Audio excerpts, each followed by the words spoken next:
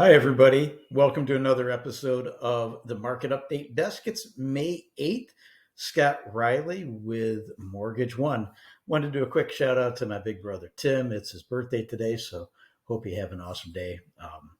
Privileged to have you be my big brother. We have not as much going on in the market today, which is a pleasant thing because it reduces the volatility a little bit. One of the things on tap for today is we do have a 10-year bond auction for about $42 billion at about 1 o'clock this afternoon. So the reception in the market to that will be very important with later in the day activity, where we're going to go with mortgage-backed securities and 10-year bonds. And that could ripple even into tomorrow morning. So hopefully we'll get some good institutional and international activity with that auction. Mortgage applications showed we are down 6% from where we were last week for mortgage applications. Now, what's interesting is refinances are approximately 31% of the total of all mortgage applications. Yes, believe it or not, even with rates where they are, for many people, it makes sense to do a cash out refinance to eliminate a lot of the high interest credit card and personal loan debt that they've got, consolidate that into a better mortgage rate than what they've got on those debts, which could be upwards of 29%. So that's a very positive thing. We improve people's cash flow, also improves the balance sheet because we teach people to use that savings, pay it down on the mortgage to actually pay the mortgage off faster than what they were before. One of the things we want to talk about today is really generally the economy. We keep hearing all this information on how strong the economy is, how great the jobs market is, how great the GDP is.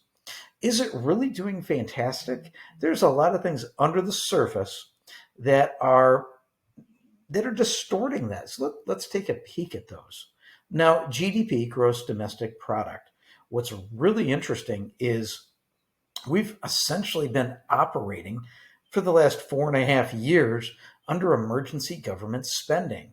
What I mean by that is 23% of all GDP is government spending. It's an astronomical amount of money that we are spending, and that is distorting the total productivity of what's going on. So we're not getting really a true picture of it because it's getting propped up on an artificial basis that we're going to pay for dramatically in the long run with taxes and interest carry on that spending and on that debt we incurred to create that spending.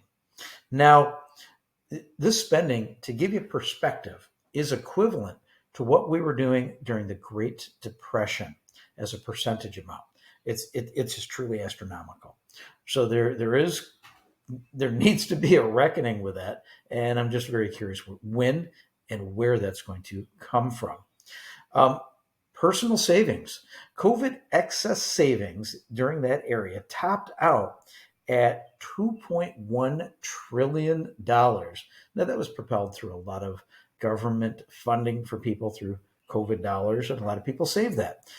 What we're seeing is people have exhausted that savings, and actually they've dipped down into additional savings to the tune of $72 billion. So that means we went from an excess savings of 2.1 trillion down to a negative 72 trillion. Very huge. So what that's doing is putting additional pressure on the consumer and on producers because they're not seeing as much consumption from consumers anymore. The Sleuths survey, Senior Loan Officer Opinion Survey, that we talked about yesterday, showed that demand for credit is waning. So we're seeing that additional pressure to the consumer. And in fact, buy now, pay later, some really interesting stats. 43% of those surveyed by Bloomberg indicated that they were behind on the payments for their buy now, pay later. It gets even more interesting. Now, we presume people using buy now, pay later on the lower end of the spectrum. Look at this number. People making $100,000 or more and using buy now, pay later, 42% of those are late on payments. This is really trickling down and is bubbling under the surface that's not talked about. So the economy is really not as strong as what it's portrayed at. And there's a lot of things that will trickle through this and come to the surface probably in the next 3 to 9 months to show the economy is going to be slowing.